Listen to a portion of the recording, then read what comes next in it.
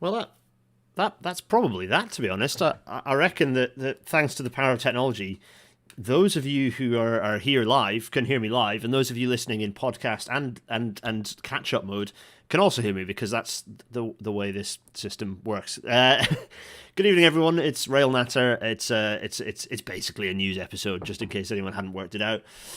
Lovely to see you all, ish, in the chat. Hello, everyone in the chat.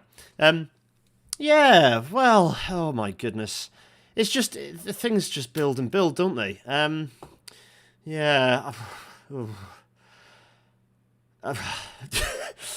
wait a minute! I need to rotate the blue tack has melted right down the back of my monitor, and as a result, my lighting rig keeps falling down sideways, which is no good at all. Weirdly, it only happens on one monitor, not the other. Possibly because one monitor gets hot on the other one. Anyway, I digress. Let's get on with it, shall we? It's episode 143. Amtrak Joe lets the side down, by the way, and some other tales of woe. Yes, and we have to start, as is starting to become our new tradition. Oh, also, by the way, the Rail Natter Bingo is out there. So if you are out there now and have access to the Rail Natter Bingo, which is I can't remember what the link is anyway, but it's in the Discord. You can find the link. Someone who's got a spanner. Pop a link in the chat if you are so inclined to play the Rail Natter Bingo. Anyway, look, it's a class 143. RIP. These have all been either scrapped or sent to duties of being on a heritage railway. Anyway, there's a nice picture of a 143 in Regional Railways livery. Oh, I don't actually have my. I should, if I go big face. I don't have my Regional Railways mug. I've got my. We definitely need to abolish the Treasury mug here with some nice tea in it. So hello everyone, by the way. I'm here, as are my elbow patches. Oh, so the COVID stats. This is indeed the last week where we're going to get weekly updates. It's changing to monthly from next week onwards, which is frankly really irritating. But we can. Where have I put my? Oh, that's why. I'm using the Wacom, but I'd moved, accidentally shifted the Wacom northwards, and was drawing just on the regular table, which is funnily enough not how that works. So you're all familiar with this trend now. This one is the overall from COVID trend. Relative figures, cycling at the top, railways up until recently at the bottom, and the railways line, the passenger usage line here is on this graph is a rolling weekly average, a rolling 7-day average. So it shows a slightly lower number than the daily peak. But we can see here a pretty steady trend through the start of 2022 upwards to the point where we have reached. We have indeed here reached 90. We reached 99% a couple of weeks ago, and I think more instructively we'll dwell for a little longer on the I don't know what this is. I can't remember what this. Oh, the funeral holiday. Oh yeah, that's right. I'm missing some yellow dots there to remind me that a thing happened then. Sorry, this is the actual daily stats you can see here, and you can see here is the 99%. This point here. Where the railways, this great kind of over a couple of weeks climb in, or maybe just even a week, this climb up to 99%, rapid climb up to 99%. So rail ridership nationally is back to pre-COVID levels. That's essentially the message to be retaining here, because there is always going to be a bit of flow. But I have a feeling that we're going to bump right back up to, we're going to be bumping right back up to 99% again pretty soon. Now, to remind everyone, what that means for 99% nationally, given the kind of the traditional commuter belt around London, so ridership on Thameslink, southeastern, southern, particularly southeastern and southern and southwest trains is, or southwestern, whatever they're called, southwestern railway. The ridership on those services is still lower overall, 60, 70% of pre-COVID levels. But for those numbers to be where they're at, and for overall ridership to be at 99%, remember, London accounts for a significant mass of that ridership. So, relatively speaking, a kind of or rather in absolute terms, they represent a disproportionate number of overall rail riders, rail passengers. So for overall ridership, on average, to be at 99% across the country means that trains have to be, where trains outside of the M25, where trains are shorter, have lower frequencies, means that ridership is at enormous levels outside of the M25. Crowding is staggering outside the M25. So the rail, our rail network is full, and that's despite the fact that it's creaking and falling apart, with Avanti just being an absolute calamity, with TPE being as bad, if not worse. Some of the services are in an absolute shambolic state. Less than half the number of services that were running in 2019 running now reliably. It's just, and yet we still have ridership. UK average ridership of 99, of reaching 100% of pre-COVID levels, but that means that we've got 130, 140, 150% per TOC outside of the M25, on the likes of TPE, which is staggering, absolutely staggering. So any discussions about ridership not reaching, for example, by the, current Secretary of State, are just nonsense. The Secretary of State is lying to all of us, but we'll get there. We'll get there in the news. And also, kind of a bit of pre-news, a little bit of warm-up news. Remember to at me, by the way, in the chat if you have a query or a question or a comment. I do try and keep my eye on it, but it's always easy for me to spot stuff when you at my name because it appears in a big red blob. Easy for me to see. Anyway. Dipping in, if you're curious about ridership, passenger ridership outside of the UK, and perhaps over in the if we remain in the Anglosphere and go over to the US, ridership is at it's kind of bumping up against kind of about 85%. I've not seen the stats. I'm inclined to think it's probably not dissimilar to the UK actually. So overall ridership on Amtrak is suggesting that it reached 85% of pre-COVID levels within the last 6 months of the 2022 budget year. So the reality is that, Amtrak are being pessimistic. They're saying it expects ridership and revenue to rise above 90% of pre-COVID levels by September 2023. That seems pretty pessimistic to me, but I haven't seen the trends. It might be a slightly different, the trends might be slightly different. So, but I thought it'd be interesting for people to see what the numbers look like in the US, since we are going to be talking a bit about US railways. Oh my goodness. Anyway, right. Time to begin tonight's episode. Everyone, welcome to tonight's Rail Natter.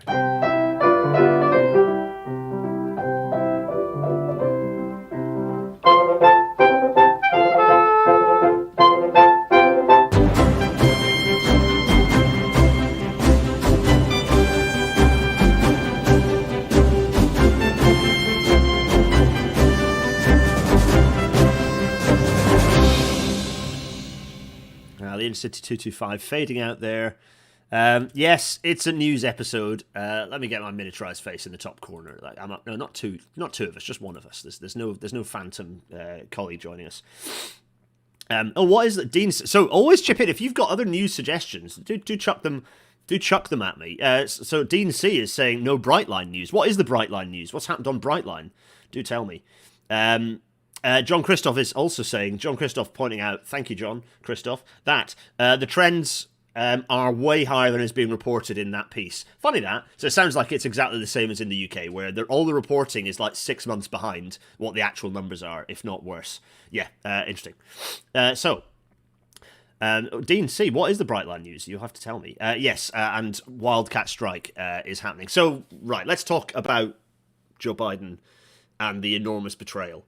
So, back in the early 90s, there was ongoing strikes that were impacting on politicians because it was, I can't remember, was it CSX or one of the others was holding a strike that was limiting the ability for members of Congress to get in. And so they decided to make use of a pretty old bit of legislation to just force the railroad workers back to work and break the strike.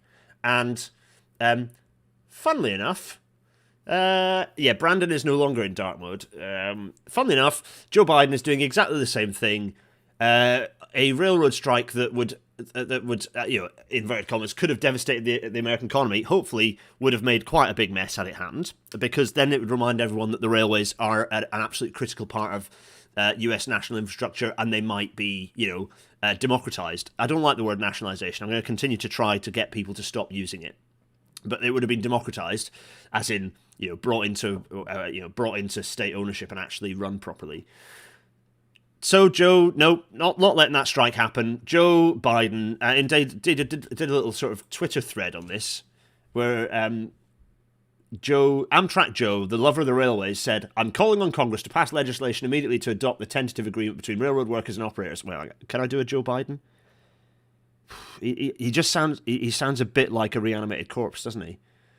Like he's talking through a fictional version of his own face. I don't think I can do it. Let me be clear, a rail shutdown would devastate our economy. Without freight rail, many US industries would shut down. If it's critical, maybe you should actually get bearing in mind there's been about £200 billion worth of shareholder profit over the last, whatever it is, not very long period of time. Why not actually come down on the side of the workers against these awful Class 1 railroads that do not deserve to run a single train ever again? Why not just come down on the side of the workers? You don't have to have a strike. What you can do is force the railroad companies, the Class 1s, to actually reach the strikers' demands. That's how you can break the strike, by letting the strike win. Nope. And then this nasty sentence: as a proud pro-Labour president, actions speak louder than words. I'm reluctant to override the ratification procedures and views of those who voted against the agreement. But in this case, where the economic impact of a shutdown would hurt millions, I believe Congress must use its powers to adopt this deal. Or maybe you could have forced the Class 1s to meet the demands of the strikers. John Christoph suggests does not recommend trying to impersonate Biden. Yeah, that's fair. Do you feel like it would not come off well? Yeah, well, I need to listen to him a bit before I attempted it. Because I'd end up sounding... I mean, I could do him as Kennedy, I suppose, but no one should have to choose between their job and their health. This is yes, correct, or the health of their children. Okay, I've pressed legislation proposed to advance the cause of paid leave in my 2 years in office and will continue to do so. Right. But you haven't done that, because again, you could do an executive order and just make that happen. At this critical moment for our economy in the holiday season, we cannot hurl the US into devastating rail freight shutdown. Congress should get this bill to my desk as soon as possible so we can avoid disruption. And indeed, it got voted through. And the number of people who... The pool of Democrats who voted against this is tiny. What are they called? The usual collective of supposed left-wing Democrats, the AOCs of the world, are nowhere to be seen on that list of people who stood against it. Sanders is there, and a couple of others. It's pretty shocking state of affairs, really. Incredibly hostile move from the Democrats at a time when they have pretty substantial power over most of the functioning of US government at this point. So John Christoph continued to provide useful input. So the problem here there is that the White House led negotiations establishing this deal 2 months ago didn't include the workers' primary demands until near the end, instead focusing on pay rises. Yes, the Squad, that's the one. Yeah, the Squad big time let people down. So there is a legislative there is legislation, pretty archaic legislation, that enables the president and Congress to basically shoot down a rail strike as they see fit, and that's exactly what they've done, which is just shocking. It's absolutely shocking. What else? If you want a really good overall discussion about this, my face is in front of that. I'm going to get rid of my face. Goodbye to my face. Go watch this episode. It's in the description. Go watch this episode of Bad Faith with Roz. There's Roz in the corner. Hello, Justin. And Ross Greuters and Max from the Real News Network. Max is good fun. Goes off on some rants. And then Bree, who is the host of Bad Faith, it's well worth going and having a watch of that. It's good. It's kind of interesting. It's fun to watch Roz. Plus also, I think it's Pizza Boy who is coming in to say hello as well.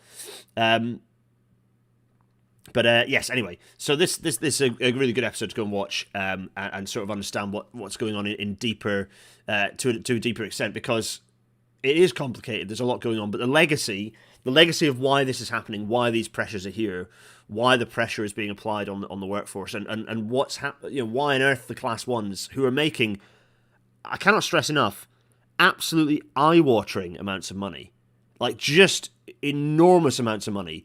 They, in fact, if you want a kind of general idea of the context, and Roz touches on it in that episode, but also we did this in episode 132 of Rail Natter, where Roz joined us and talked about, US railroads can be bad, actually, that episode, where Roz talked about the legacy of why this is happening. It's go and have a look at that. But I think the key thing to kind of understand the context is, in fact, I'm going to go big face here because I can. Yes, watch the episode for Roz, not for BGJ. Thanks, John. Yes, John is also pointing out there's actually some pretty significant limits on what can be done with executive orders. You could maybe use the Defence Production Act, but its most applicable provisions were revoked long ago. Interesting. Yeah, it's not good. It's really not good. It's just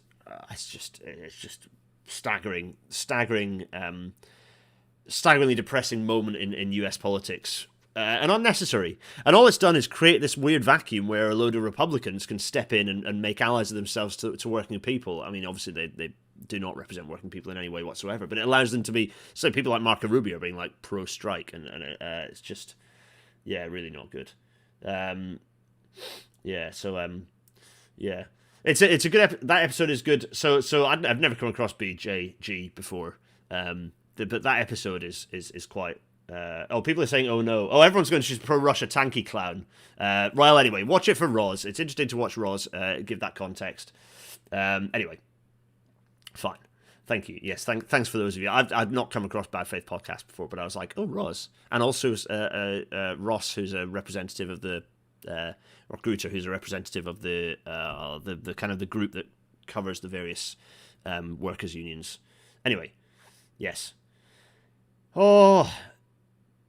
So, right. That. It's brief. It's just a depressing thing. We just have to talk about it. That's the depressing thing. There's more news to talk about, though. We're going to continue to talk about more news. While we're talking about... yes, hopefully there's going to be a wildcat strike. I'm hoping. But that's a lot of political capital to burn. It's challenging. But I think a lot of workers have very few choices there. Dean C points out the Brightline news is that Miami to Orlando should be happening at the beginning of next year, 2023. That's exciting. Brightline continues to become quite a good functioning rail system, other than all of its bloody level crossings that it needs to get rid of. Anyway, right, let's get my miniaturized face back in the corner. So, talking of strikes, though, the US government's not the only one to have actively sought to actually, no. The UK government's done the exact opposite of the US government. So the US government has broken the strike, has forced the strike to not happen. Instead, the UK government has actively sought to make a strike happen, which is an interesting move from the UK government. Why is this, and how did this happen? Well, I'll tell you what. Oh, by the way, huge numbers of new strike dates announced right the way across the various kind of unions, ASLEF and the RMT. Driver union, drivers are striking, but the majority of this is about Network Rail. But what has resulted in this? Well, there's a wee. Let's hear from our new Secretary of State for Transport. Actually, before we talk about that, let's just. I'm going to go back here because John Christoph is pointing out an interesting point, which is that more likely than a wildcat strike is that a whole lot of the Class 1 employees just quit. They just leave, which will be just as impactful without producing a big headline. And and basically, like, hopefully the American economy would, well, not hopefully, because it would impact on lots of people, but there would be a quite obvious and severe impact to the economy, and it might force government to actually think more long term about how necessary it would be for them to just basically smash up the Class 1s. It won't happen because the Class 1s are an incredibly powerful group of lobbyists, but there we go. Anyway, let's get my miniaturized face here. So let's hear from our new in his Transport Select Committee appearance earlier today, I believe. Let's hear from our new Secretary of State for Transport, Mark Harper. Let's see what he has to say. You can't claim you didn't see the splash on Monday in the Daily Telegraph claiming Number 10 at the last minute has added driver-only trains as an issue to this dispute. Was that report incorrect? Well, I was specifically talking, Mr. Morris asked me a question about a report today, which I haven't seen. It was on Monday. On the general The point, Secretary of State. Did you not see this report, and is it true? No, I've been very clear that we've. I was asked to facilitate the a issue new of offer. driver-only trains being introduced by the number 10 or the Treasury at the last minute. It wasn't on the table No, before. on reform, we're very clear. No, we answer need the to question. we're very clear. We Answer need to see reform. the question. On the specifics about detailed negotiations are taking place between employers and trade unions. It's not the government's role to micromanage the detail of the reform. But we've been clear that we do need to see Train workforce operators reform. and the unions both say that this issue has been inserted in the last week by number 10 or the Treasury, which has scuppered a deal that was on the table. Well, That is what both the train operators and the unions just have on told that us. point about scuppering a deal, when that was already on the table, when I met Mr. Lynch, he made it very clear to me that he hadn't had an offer on the train operating side of the House. There had been an offer on Network Rail. I met with the trade unions. I was asked to facilitate an improvement. We then saw... Wasn't my question. You're not answering the question. No, I am telling you what's been going on. There was then an improved offer to the unions from Network Rail, and an offer then came on the train operating side of the House that the unions could consider. I regret that they rejected that offer. I think it would Just be better words. if they continued talking to try and Hopeless. hammer out some detail. Thanks, Politics Joe, for snipping that little video, which I've nabbed. I don't know, did everyone get what was going on there? That was Mark Harper, who's the new Secretary of State for Transport. And what he was doing there was actively avoiding, to answer the question, of the fact that at no point has duo trains, driver-only operation trains, been anything to do with any of the discussions up to this point. And actually, discussions were reaching a point where there was potential for an agreement. The unions were looking at the ability to actually make an agreement, put an agreement forwards, and what's actually happened is that Treasury, let's face it, probably Treasury, possibly number 10, but more likely Treasury, although number 10 and number 11 are very closely linked now, with Sunak being such a Treasury hog. Either number 10 or number 11 have inserted this issue of putting DOO into a discussion that just did not include DOO, which obviously was going to just immediately bin off any chance of there being an agreement. Absolutely just mind-blowing that it's quite clear that Harper wants, absolutely clearly, or is a puppet amongst the discussion that Treasury want to have this, have the strikes continue and have this impact, because they're desperate. They think a Christmas strike is enough that will turn people's opinion, which is very pro-strike, by the way. So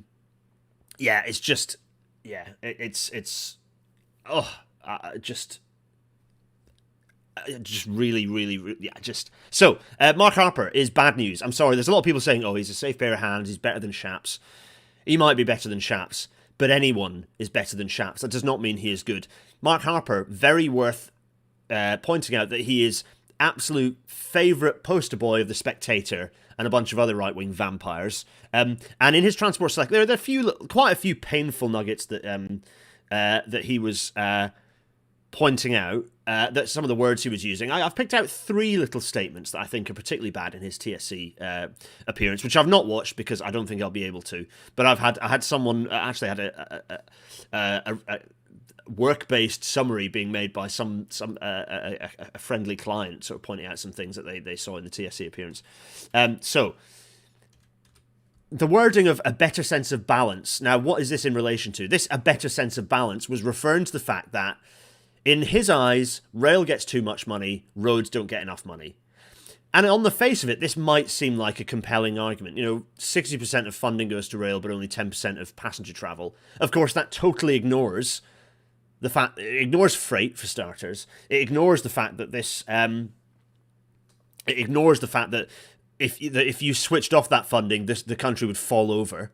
It ignores the role that rail has in the future of transportation in the country. It ignores the fact that's a fixed cost basis that if you made better use of with running more trains, expanding services, you'd get a greater mode share which would therefore kind of ameliorate some of that justification. But in his eyes, he wants a better sense of balance, which means he wants more money to be spent on roads.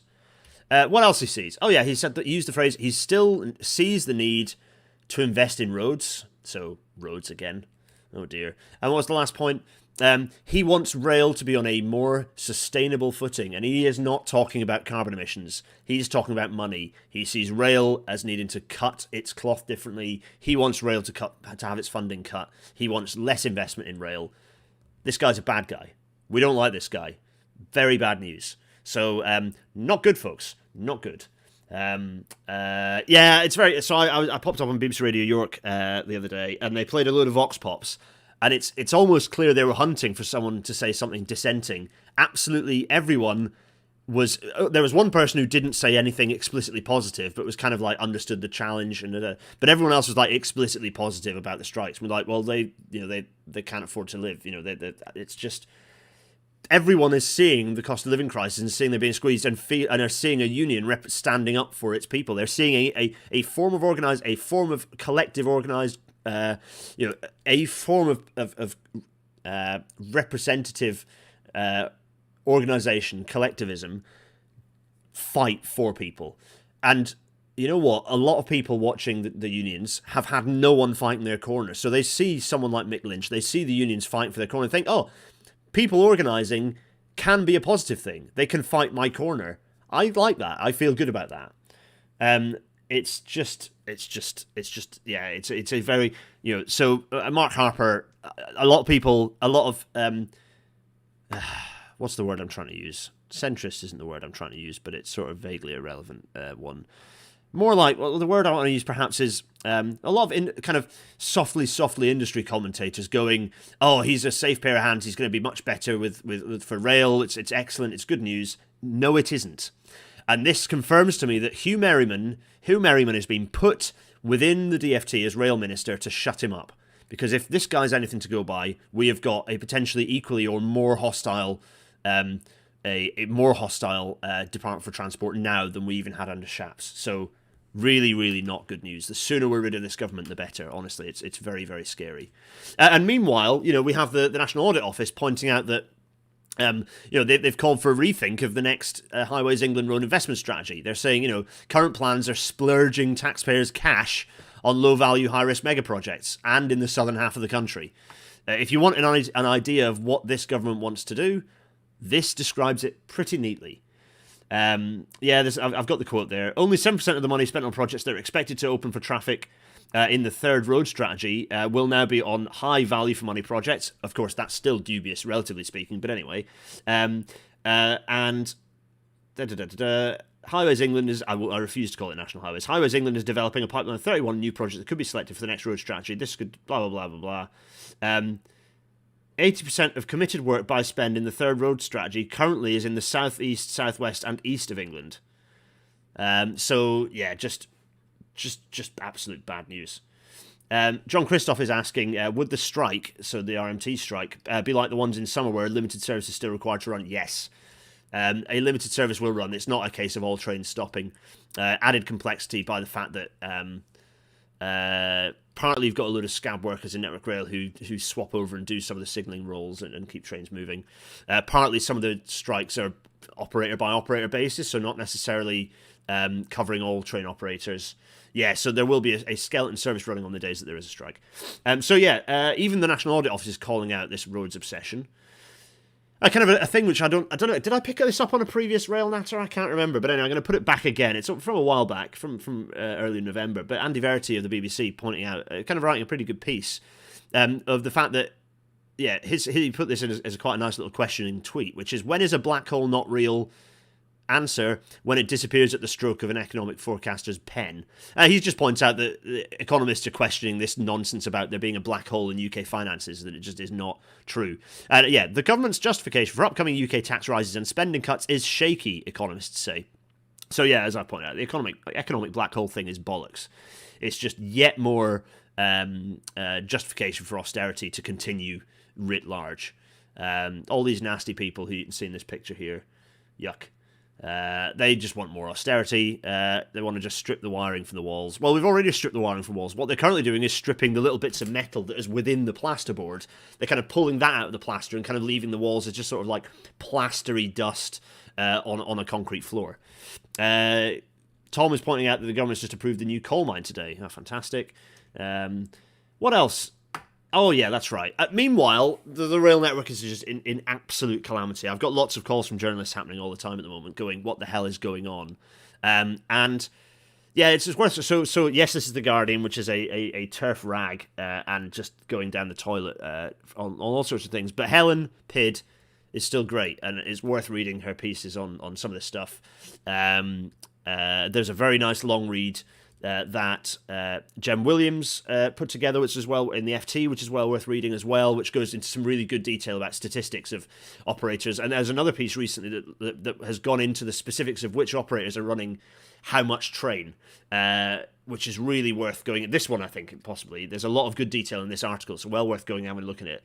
And it's pointing out the difference in train operating companies. The fact that TPE are cancelling, they're running a 60% timetable, and they're cancelling 60% of their 20% of their services on top of that. So they're running a 50% timetable compared to 2019, yet they have way over 100% of pre-COVID ridership. It's just baffling. And so this article is really good, but it's just referring to the fact it's going through all these articles being written, of which there are plenty being written. All of them talking about the fact that Avanti's service has just collapsed in on itself. TPE's service has collapsed in on itself. Others are also shockingly bad. Why is this happening? Well, it's because after the timetable meltdown in May 2018, nothing has been fixed.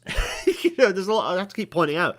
There's all the talk after the May 2018 timetable collapse. The Williams-Shapps review came out of that, and yet nothing has changed. Nothing has happened. Nothing of the fixes that were supposed to make this stuff get better have been done. They've not fixed the infrastructure in Manchester. They've not done anything to fix this stuff. Just hopeless. So yeah, there's continued shambles in the GB rail network. It's really bad. And meanwhile, we've got these service cuts, and there's a really nice thread. This is back from the end of October. So this is from ages ago now. But Callum Marius of My London, I believe. Hello, Callum. Shout out. Did quite a nice thread and wrote a couple of nice pieces about the impact that service cuts are having on local businesses in and around London. So this is, let alone the challenges in the north. The service cuts are happening in London, and they're impacting on local communities. They're biting quite deeply. There's kind of an interesting thread and an associated piece kind of going through this. So here's Marion. For the last 39 years, she and her family have run the carpet store in Albany Park in Bexley. Their passing trade is the locals en route to and from the station 5 doors up. And from December, the station halves the number of trains. It's painful. And that's happening kind of now. I don't know, when does the timetable change happen, folks in the chat? Yeah, anyway. So, not good news. But meanwhile, so you've got that DFT land of cuts. Meanwhile, we go to TfL's recent sort of financial reports in their kind of the minutes of their latest sort of corporate update, and we get to have a look at kind of the fact that TfL journeys are unlike another thing Mark Harper said, which is he said commuting across the country is at 60% and is going to stay there. Which, I mean, is bollocks everywhere outside of the M25. It's just not true. And also, it's not true in the M25 either, if you're TfL. So if you're actually, London's own network, not the DFT-run services, but the London-run, the democratically run services, the TfL services, rail is, so overall, kind of on budget, with the predictions. This is all ridership. London Underground are generally kind of a mixture of above and below budget. Bus is generally below budget in terms of ridership. Rail, generally above budget. The Elizabeth line, good grief, is like 200% above expected ridership. So enormous leap in terms of ridership over where they're expecting it to be. And this is in relation to pre-COVID levels. So they're expecting they're expecting some level of rise, but no, this is pretty spectacular. This is May, I presume 10. Is that when they're going to run the increase in services? It's already at the level they were expecting expecting in May 23. It's already at that level. So goodness knows where it's going to leap when it reaches that point. So this is just it's pretty spectacular. DLR is a bit of a mixed bag, but DLR, which is interesting actually. Tram again, bit of a mixed bag. London Overground is more like overall rail. Actually, it's doing better than overall rail. So DLR and London Overground and rail are all about 80%. They're all kind of at that level. Tram is lower, so it's more like 70%. But trams and buses are kind of similar with each other.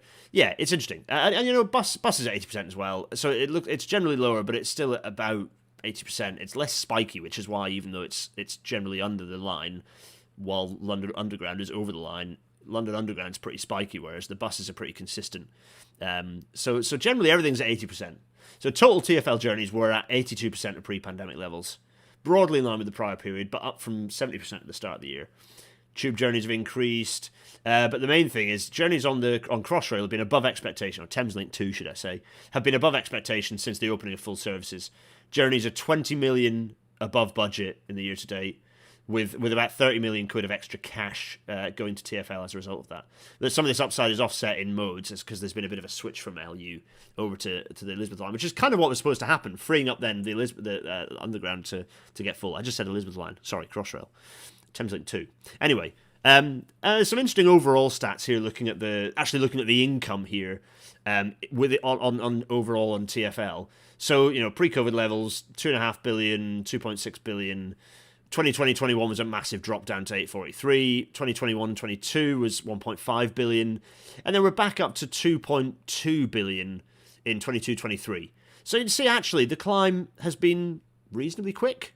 Okay, so that's obviously a major income drop for that period of calamity, but really, central government should just cover that outright if we weren't a bunch of nut jobs in this country. Sorry, that was a bit ableist, but I think you all get my drift. Anyway, so London's getting there.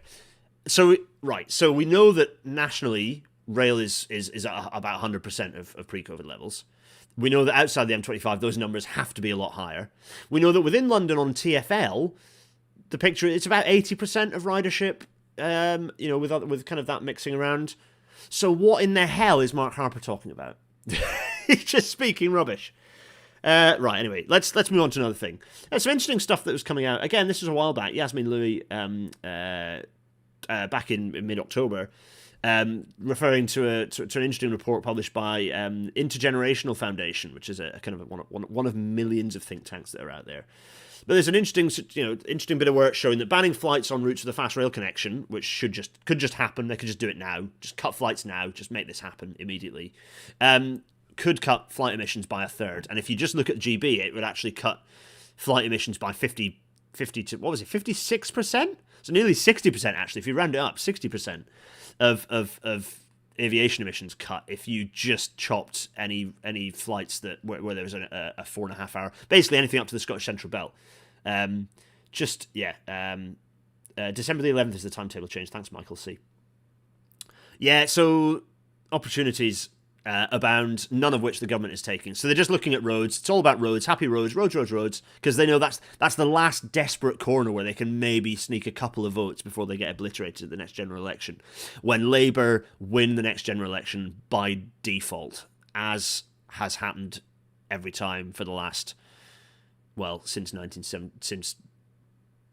happened for the last 40, nearly 50 years, that Labour just are only capable of winning by default. Wonderful. Anyway, make all buses free now. This is the next bit of news, which is a really interesting piece. There's Shreya Nanda, who working with Luke Murray as part of the actually, was this part of the IPPR? I think it was the IPPR actually, which is what is it? The Institute of Policy. I can't remember what the IPPR. I've got a piece published that it's going to be published in one of their journals soon. So I should probably know what the IPPR stands for. Anyway, I think it's the Institute of Progressive Policy Research. Is that right? I don't know. Is that correct? I'm not sure. Anyway, new research from me, Stephen Frost, and Luke Murphy finds that making bus travel free across England, so this is just England, would cost just 2.3 billion. That's just nothing. That's a hilariously tiny amount of money that just would the benefits of doing this. They should just do it immediately. For context, the cost of tax cuts announced in the recent budget was around 30 billion. Low-income households would see the biggest pound savings. So this would be a seriously progressive policy to just make all bus travel free. Just do it. Just absolutely do it. Just make it happen. Yeah, so this is just, and it's an interesting piece of research. Go in and have a look at the research itself. To support low-income households, it's time to reduce the cost of daily bus travel. You could reduce it. You could turn it to zero. That would make a massive beneficial. Remember that the lowest 20% of earners don't only have only half of them have access to a car at all. So and then if you jump that up to the kind of the bottom third of income of basically the bottom three income deciles, only 6% of them have access to a car. So that's a large number of people who do not have access to a car, and they're generally the people who do have access to a car are better off people. So those people rely on buses because rail fares are, let's face it, pretty extortionate. Dave pointing out that 2.3 billion is a third of the new Thames crossing. 2.3 billion annually just is nothing. That's rounding errors in the NHS budget. That's no money whatsoever. That should just happen. That should just be a policy. Labour should just say that's their policy. It should just happen immediately. That's just so little money. A trivial and honestly, like, nose-drippingly trivial amount of money. It should just happen. There we are. That's a policy that should just happen. Anyway, there's an interesting blog post to read with lots of nice data to kind of whiz through. The DfT have announced their 3 month short, a very short cap of £2 on the cost of a single adult fare. Just make it free. Just make it free. Just make bus travel free. Right, what other news is there? R.I.P. Viva Rail. We barely knew ye. It's some sad news, really. The early 2000s called and want their logo back, by the way. But anyway, Viva Rail. They've appointed ministers, and as of the 1st of December, so the start of this week, they've gone. Viva Rail is gone. I don't know what that means for the fact that lots and lots of quite a few Viva Rail trains are running about the place, and yet, I mean, it just. It's a bit sad, really, but this is the consequence of government having no interest in really investing in new trains. The big incumbents, where it's a political football, get their big train orders, and everyone else are left fighting for scraps. Viva Rail. What does that mean for example, TfW, who have a fleet of Viva Rail trains that they're not enjoying using, frankly? Well, I don't know what it means. I guess it means they're going to run them for a bit. Will they buy the trains themselves outright and maybe just kind of run them as a going concern themselves? I'm not sure. I'm not really sure what it means. Martha Lauren, I'm going to come back to your points. You made some very good points. So I'm going to come back and we'll pick through them. Yeah, so Viva Rail, gone. Bit sad, really. But a bit of an inevitability, I think, for a variety of reasons. Not all of them external factors. I think Viva Rail maybe was a little optimistic in what it was achieving, and actually they were offering a train that wasn't performing well enough, didn't cost a low enough amount of money to justify the reduction in perceived quality and performance. It was an interesting offering, but it's interesting.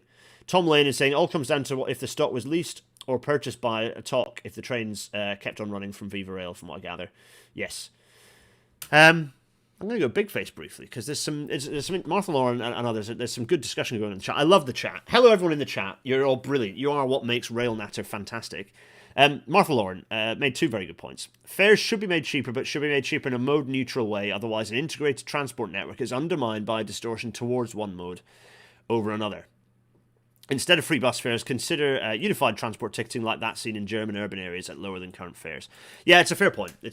And our rail network is totally separate from our bus network. And Wales are consulting on reversing that and making the whole system integrated, which is good news. Which is why, sorry, Scotland, Wales are way ahead of you in terms of thinking about sustainable transport. Scotland is miles behind. Hello, person in the screen. That's me. I am here. Hi. Yes, Scotland is way behind. They're painting a picture because they're doing some electrification that they're all wonderful and happiness, but actually the justification for that electrification is wrong by and large, it's about they're thinking about railway decarbonisation, not transport decarbonisation. There's just a lot of wrong attitudes in Transport Scotland at the moment, and as a result of that, they're undermining. Projects have to be it has to deliver decarbonisation in a very narrow sphere rather than thinking about transport as a whole and driving modal shift. Which, sorry, Transport Scotland, that might involve building new railways. So you might need to do some of that rather than just pretending that you're never going to do that ever again. Anyway, rant over. Anyway, let's talking of which, we need to go and have a look at that consultation documentation, and that might be the first episode in the new year, because we always do a Wales episode to start the new year, don't we? Anyway, let's get rid of my silly face. So yeah, R.I.P. Viva Rail. What other news have we got? This is just a kind of a light-hearted thing, which might not be completely bomb-proof as a comparison. Hope Merseyside gets pulled along by Wales. Yeah, agreed. Jan/Jan. Apologies, not sure which. Yes, so, sorry. Rail service comparison. There's an interesting little blog that Campaign for Better Transport have done, kind of comparing Britain's railways to the rest of Europe. Stephen Goss has written this. There are some comparisons that I'm maybe... There's some interesting stuff in here, kind of looking at comparisons. And we always like to kind of take a pragmatic and evidence-based look at the comparison between Britain and Europe's railways. There are obviously swinging differences. Well, you know what? Are there swinging differences in attitude at a government level? Because Germany's government, at state level, has always been hostile to railways, frankly. And it's only because of that level of decentralisation, of the empowerment that Deutsche Bahn has, that allows a slightly more positive view of the way rail fits within the overall transport mix. Other countries do not have the best attitude. We've just seen... Macron announce, we're going to build lots of crossrails in lots of RERs in lots of cities, which is actually just a rehashed announcement of a load of studies that were already commissioned. So there's lots of politicking going on, which is not dissimilar to what's going on here. Anyway, there are some interesting comparisons. So the CBR have gone. Germany has a more heavily used railway than we do. They spend more per head on the railways. France and Spain spend very little per head by comparison, less than half. The UK doesn't spend the most per head, but it does spend it spends a similar amount to Germany per head. And a bit of a comparison of the price of an off-peak ticket. Why they've represented this as a pie chart, I don't know. This is bad data visualization. This is an irrelevant way to represent this. I don't know why they've done this. But anyway, they're pointing out that looking at an off-peak return day journey booked 1 month in advance, which is, I suppose that's helpful to UK Rail doing that, because if you did it on the day, it might be really what you need to do is a wide spread of book those tickets, book the tickets for 3 months, from 3 months in advance down to on the day, and then look at what the prices look like, and for a range of different ticket types as well. And that might be a more representative comparison. But they're kind of saying that the UK is expensive, but not the most expensive. That actually Germany has the most expensive rail fares. Yeah, now do Switzerland and Austria. Absolutely Renault Twingo. Yeah, it's so whilst it's an interesting comparison, CFBT, I'm not convinced by a methodology. So interesting thing to pick through, fun thing to chat in the Discord about where they've got it wrong, where they've got it right. Interesting little thing to kind of keep us looking at in a light-hearted sense. What else are we going to talk about? Yes. New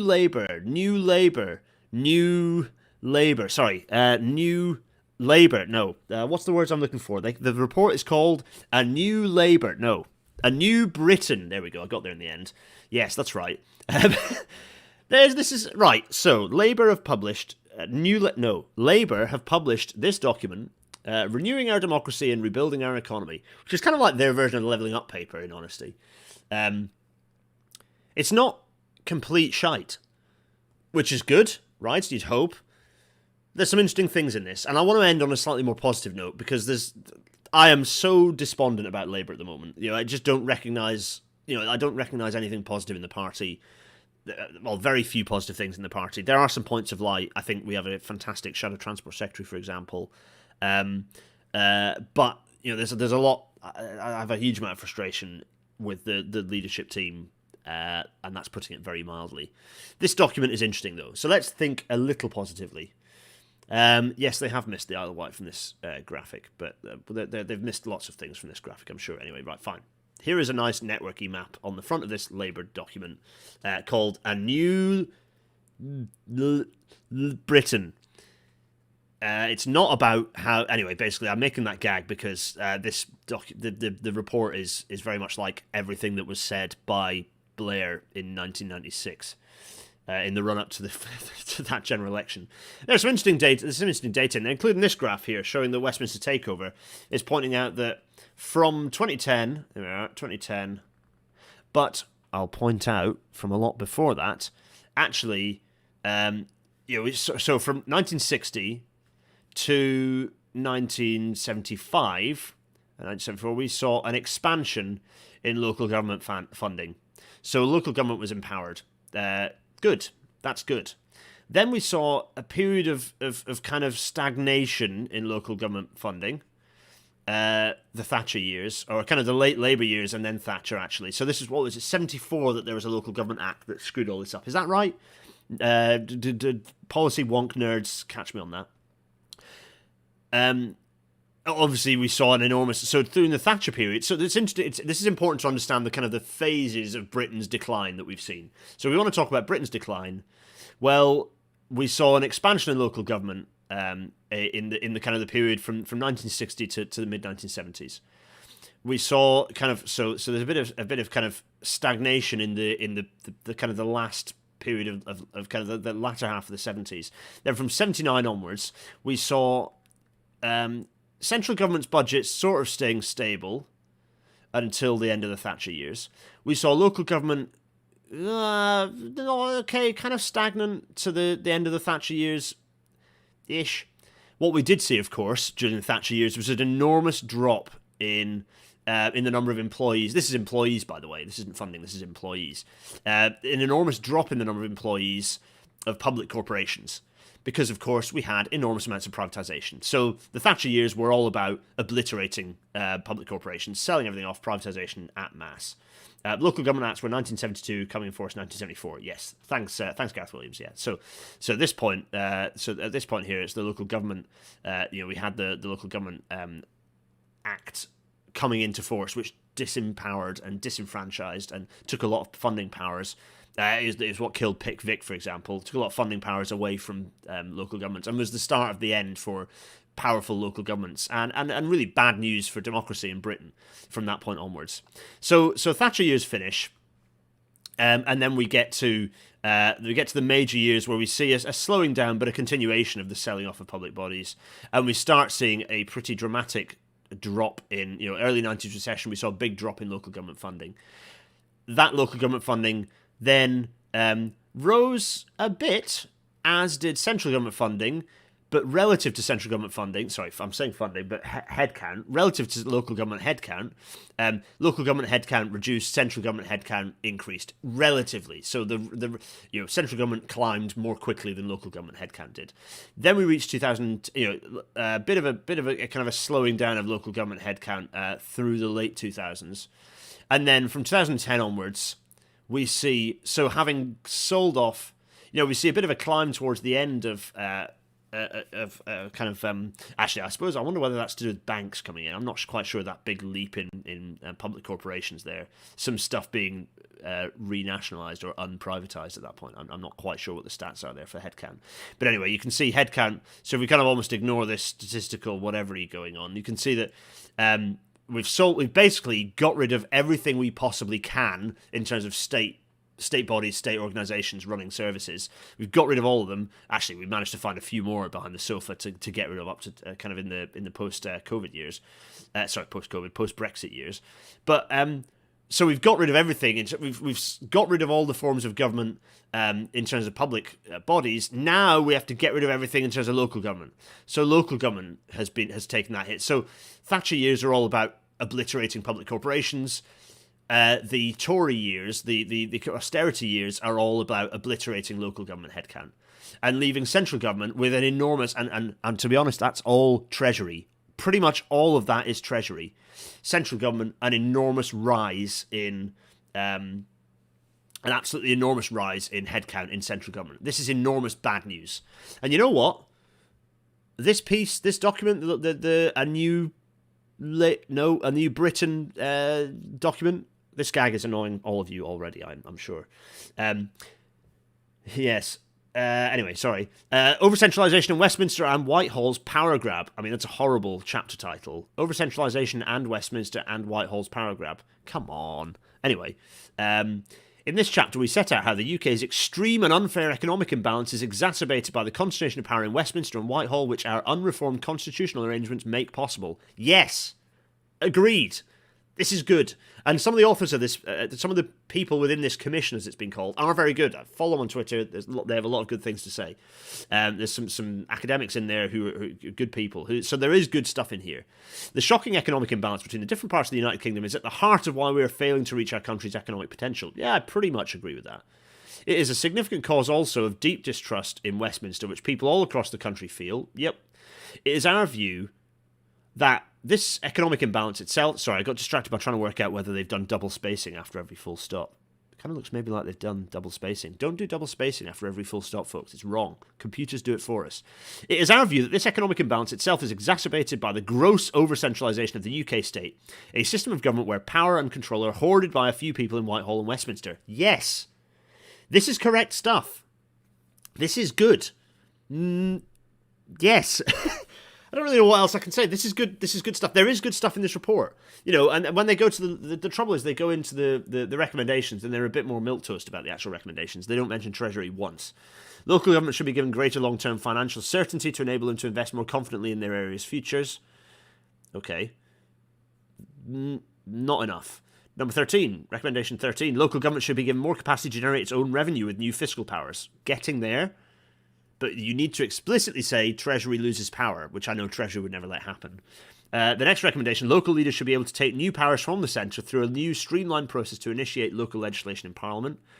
Okay, that one's less meaningful again. And then 15 is even more meaningless. There should be double devolution in inverted commas, because it needs to be inverted commas because it doesn't mean anything, that pushes power close to people, giving them and their community the right to have more of a say on the issues that affect them, the services they use, and the places they live. Again, Treasury not being mentioned. But the point I will make is that this document, A New Britain, Renewing Our Democracy and Rebuilding Our Economy, does have some good stuff in it. And there are lots of problems with Labour at the moment. Lots and lots of problems. But this document, if this truly is... It's the most detailed thing they've talked about in public. And it's not hugely detailed. If this truly is what they're kind of going to build their plan on... by the way, it absolutely fundamentally does not mention PR, which it should. Because without it does mention reforming the House of Lords and turning the House of Lords into an elected chamber, which is good. But without PR, that kind of that doesn't help. It's not enough. Anyway, A New Labour. There we are. That's a document. I don't think will we do a page turn? We might get someone on to talk about it and understand how it impacts on the future. But there we go. It's something to end on. That's maybe a positive thing. Yeah. Yeah. Right. Well, crikey, that's that. Any thoughts? Treasury not mentioned because Treasury's been abolished. No, it's not happening. Yes, right, okay. Send your questions, which we'll pick up at the end. Let's go no-face and close this episode out. So, questions at the end. Do chuck your questions in, everyone. Hello to all the 100 people who are watching. Lovely to see you all.